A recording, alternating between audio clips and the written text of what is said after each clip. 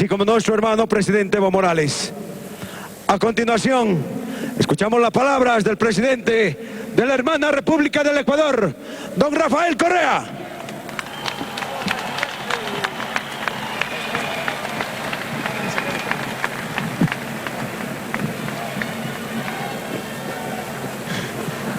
Queridas hermanas y hermanos bolivianos, hermanas y hermanos latinoamericanos, hermanas y hermanos de la patria grande, queridos campesinos, pueblos ancestrales, Cochabamba, Quichua, Yactata, Can, Nashu, Hatun Saludami, Mashikuna, Huaquicuna, Panicuna, Causacho Bolivia, Causacho Ñucanchi, Hatun Yacta. Un gran saludo a nuestros hermanos obreros, a los trabajadores petroleros, a los trabajadores mineros, a los soldados de Bolivia y de la patria grande, a los policías, a la fuerza pública. Un gran abrazo a las delegaciones que han acudido a este llamado, no de Rafael Correa, de los estados soberanos de nuestra América.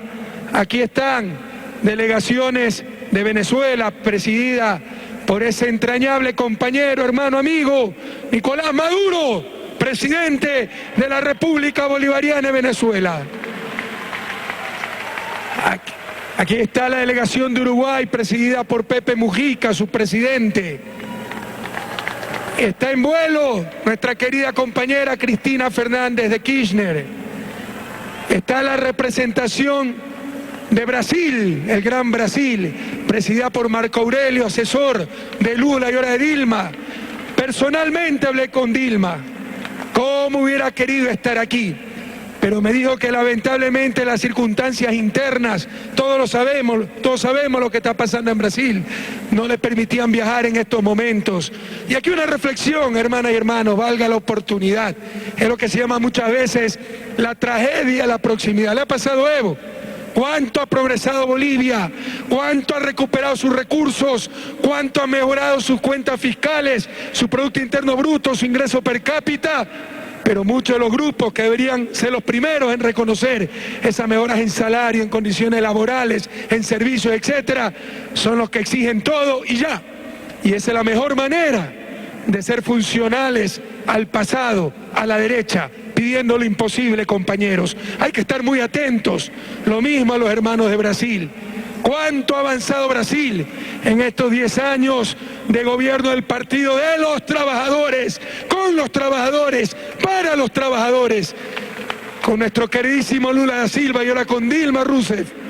Pero se le exige todo y ya. Y esa es la mejor manera, insisto, de ser funcionales a la derecha, a los poderes fácticos, a lo mismo de siempre. Perdonen que ponga el ejemplo de Ecuador, pero me emociona mucho ver pueblos ancestrales al lado de los compañeros mineros, de los compañeros petroleros. Tal vez no hay gobierno en el mundo que haya hecho más por la Pachamama, a tal punto que somos la primera constitución, tenemos la primera constitución de la historia de humanidad que da derechos a la naturaleza. Pero nos exigen cada vez más, todo y ya, cosas imposibles o indeseables, o ambas. Y nos dicen que muchas veces hay que anteponer los derechos de naturaleza, los derechos humanos, el derecho a vivir bien, al suma causa. Necesitamos una explotación responsable de nuestros recursos naturales no renovables, como petróleo, como nuestro oro, como nuestra minería. Ojalá reflexionemos que exigiendo todo y ya es la mejor manera de servir al pasado, de servir a los poderes fácticos, de servir a lo mismo de siempre. Nuestra solidaridad, querido Marco Aurelio, con la compañera, esa extraordinaria mujer latinoamericana que nos orgullece a todas y a todos, Dilma Rousseff. Un abrazo al gabinete del presidente Evo Morales y a todos los que nos siguen por los medios de la comunicación. Escuchen estas palabras, Uyaychik, Mashikuna, Huaquicuna, Panicuna, palabras hermosísimas de uno de los documentos más maravillosos creados por la humanidad. Cito, sostenemos como evidentes estas verdades. que todos los hombres son creados iguales, que son dotados por su creador de ciertos derechos inalienables, que entre estos derechos están la vida, la libertad y la búsqueda de la felicidad. ¡Qué hermosas palabras! ¿Saben de dónde son estas palabras? De la Declaración de Independencia de Estados Unidos. Hoy se celebra un año más de esa independencia. ¿Y saben quién las escribió? Un extraordinario norteamericano. Y cuidado, que los pueblos no son nuestros enemigos. Yo escuchaba en Quicho hasta decir, mueran los yanquis. No, vivan los pueblos del mundo, viva la hermandad, viva la paz en nuestro planeta, compañeros. Ese debe ser nuestro mensaje, pero en igualdad, con horizontalidad, sin doble moral, sin sumisión, sin sometimientos. Thomas Jefferson, padre fundador de los Estados Unidos, luego presidente de los Estados Unidos. Pero ¿saben qué? Esa persona que escribía esto, uno de los principales que hizo este documento tan bello, que todos los hombres somos creados iguales, con derecho a la vida, a la libertad y a la felicidad, poseía 200 esclavos, era esclavista. Es que Thomas Jefferson era un mentiroso, de ninguna manera, pero ni siquiera se le ocurría que los negros eran seres humanos, que tenían los mismos derechos. Qué pena que más de 200 años después se siga pensando lo mismo, que lo que ellos sería inadmisible para ellos, que se los quitaran, su libertad, sus derechos civiles, pretendan quitárselos a los demás. Se declaró la independencia, 1776, pero solo un siglo después se abolió la esclavitud. ¿Se imagina? ¿Independencia de qué? Independencia para los blancos, para los ricos, para los prósperos. Los negros siguieron un siglo esclavos y tuvo que soportar una guerra civil, Abraham Lincoln, para abolir esa esclavitud. Si hubiera perdido esa guerra, Estados Unidos estaría partido en dos y probablemente fuera considerado el peor presidente de la historia de Estados Unidos. Eso es lo que muchas veces no entiende el pueblo norteamericano, pero que para comprender los procesos que está viviendo nuestra América, el marco adecuado no es considerar al Estados Unidos de hoy tan próspero, con tantos derechos, con tanta igualdad al menos formal en leyes a su interior. Un cuadro más adecuado es esa lucha por la libertad de los esclavos, que costó hasta una guerra civil. Que se entienda que aquí en América Latina estamos en lucha por la liberación de la pobreza, la liberación del colonialismo, neocolonialismo, del vasallaje que se nos quiere imponer. Y tuvo que pasar un siglo más, un siglo adicional, para que los negros tuvieran los mismos derechos, al menos formalmente, que los blancos. Y se la llama la democracia más antigua del mundo. ¿Para quién? ¿Para quiénes? Si América Latina abolió mucho más temprano la esclavitud, y solo en la década de los 60, finales de los 60 del siglo pasado, es que los negros tuvieron igualdad de derechos en Estados Unidos. ¿Por qué cuento esto? Primero, porque hoy se celebra un aniversario más de la independencia. Saludo fraterno al pueblo norteamericano. Rechacemos las políticas imperialistas, las políticas neocolonialistas, pero jamás rechacemos a los pueblos del planeta. Debemos ser hermanos, compañeros. ¿Pero por qué reseño esto? Historia. Porque qué pena que 2 siglos después se siga teniendo esa doble moral, consciente o inconscientemente, se siga teniendo ese doble estándar. ¿Qué hubiera pasado si fuera Venezuela, Cuba, Bolivia, Ecuador, los que hubiéramos espiado a nuestros ciudadanos y a otros países soberanos? ¿Qué hubiera pasado, compañeros? ¿Ya no estaríamos acaso hasta invadidos, hasta enjuiciados en la Corte Penal Internacional? Pero como lo hizo la mayor potencia del planeta, el caso de espionaje más grande de la historia de la humanidad, prácticamente no pasa absolutamente nada. No solo aquello, sino que con toda su maquinaria de poder, sobre todo ese poder mediático capitalista, especialista en destruir verdades, en desviar la atención, el arma más letal tal vez que se ha creado en la historia de la humanidad. No hay ejército que pueda invadir el planeta entero. La desinformación, la manipulación de la prensa capitalista sí lo puede hacer.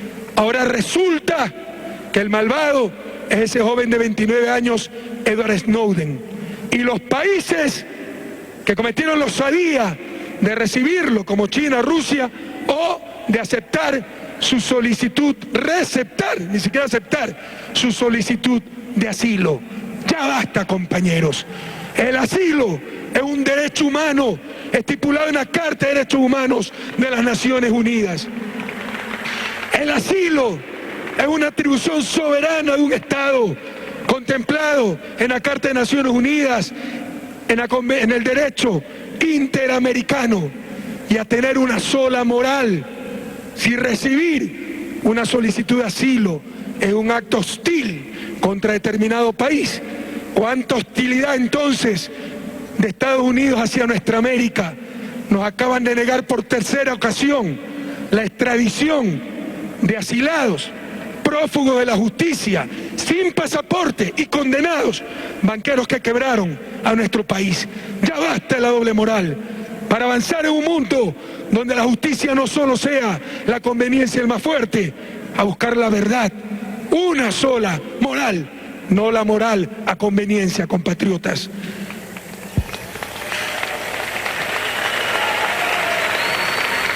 ¿Y qué hubiera pasado si hubiera sido Ecuador, Bolivia, Venezuela la que hubiera impedido el paso del avión del presidente de los Estados Unidos, del presidente de algún país europeo, pese a que eso lo había concedido por sospechas, con sospechas y sospechas? Eso es imposible de acuerdo al derecho internacional. Que lo haya hecho aterrizar de emergencia, que el piloto se haya tenido que comunicar con el aeropuerto de Viena diciendo: tengo un problema técnico, me estoy quedando sin combustible, deme permiso para aterrizar de emergencia, y que haya tenido que esperar 13 horas en ese aeropuerto para volver ese jefe de Estado a su patria. ¿Qué hubiera pasado? Hubiera sido un casus belli, ese es un latinismo para decir causa de guerra. Nos hubieran invadido, bombardeado nuevamente. La doble moral, como la hace el poder. Creen que no pasa nada. Pues sí pasa. Aquí estamos los pueblos de nuestra América diciendo que no vamos a soportar más abusos, más arbitrariedad, más destrucción al derecho internacional, más doble moral. Lo que ha pasado con el hermano Evo Morales, lo que ha pasado con Bolivia, ha pasado con todo latinoamericano, con toda latinoamericana dignos. Es destrozar la Carta Fundacional de las Naciones Unidas, que dice que todos los estados deben buscar la amistad entre ellos, que dice que todos los estados de buena fe deben hacer respetar los principios constitucionales de esas Naciones Unidas. Lo que ha pasado destroza el derecho internacional consuetudinario. ¿Quién va a responder? ¿Cómo van a responder?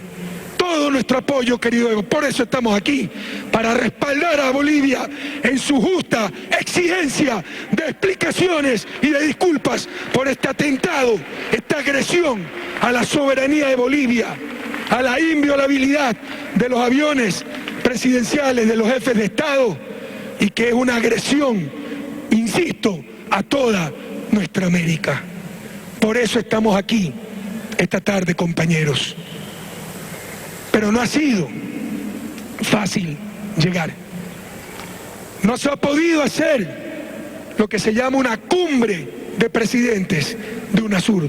Tenemos una reunión de presidentes, pero no una cumbre, porque en los estatutos hechos por la burocracia, y estábamos conversando, Nicolás, y te acuerdas muy bien, en aquella reunión en Brasilia en el 2008, cuando se crea UNASUR, yo iba a regresar a Ecuador sin firmar el tratado constitutivo. ¿Por qué? Porque lo dije ese momento.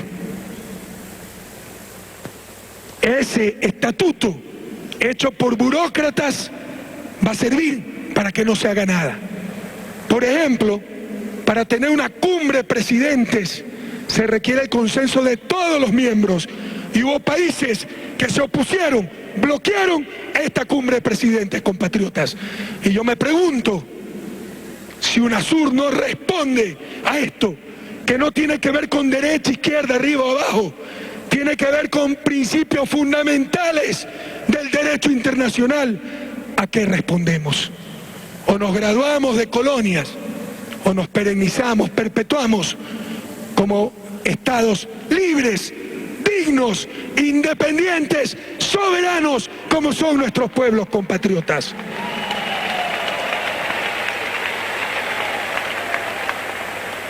En todo caso, no pudieron impedir la reunión de presidentes, y nuevamente todo nuestro respaldo a nuestra querida Bolivia. Lo que es con Bolivia es con todos, compatriotas. Para finalizar, yo no estoy de acuerdo que esta es una cumbre de desagravio, con todo respeto, Evo. Tú no has sido agraviado, nadie tiene que desagraviarte. Tú has sido enaltecido, una injusticia más, un abuso más, que devela que el orden mundial no solo es injusto, es inmoral. No se está en favor de la justicia, en función de la justicia, en función del derecho, en función de la verdad, sino en función de la fuerza. Ese es el gran desafío de la humanidad en el siglo XXI, cambiar ese orden mundial inmoral.